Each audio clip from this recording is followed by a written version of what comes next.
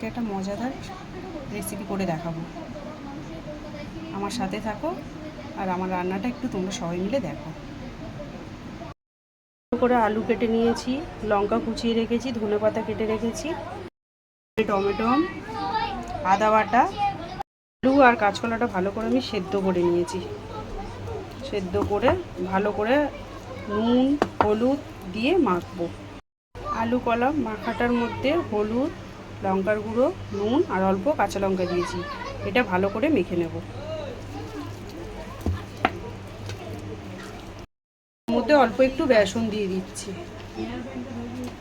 বেসনটা ভালো করে এর সাথে মেখে নেব।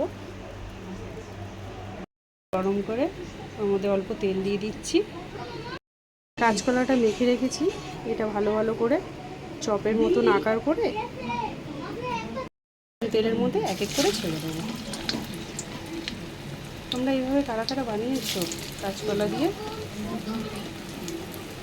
কাঁচকলা খেতে অনেকেরই ভালো লাগে না, এইভাবে বানাবে দেখবে তোমাদের ভালোই লাগবে।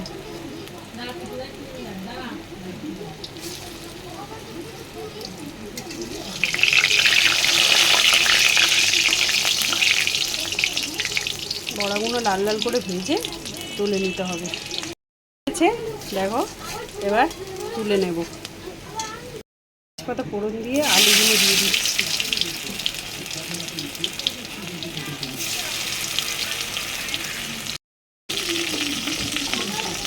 এর মধ্যে আদা বাটা দিয়ে দিলাম, টমেটো দিলাম,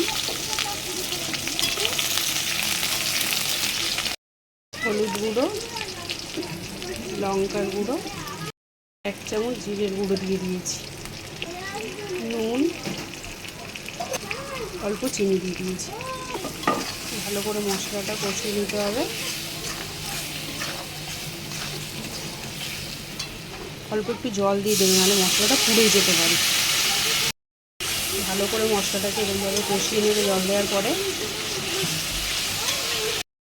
ফুটে গেছে, বড়াগুলো ভেজে রেখেছি, বড়াগুলো ঝোলের মধ্যে দিয়ে দেবো এক এক করে।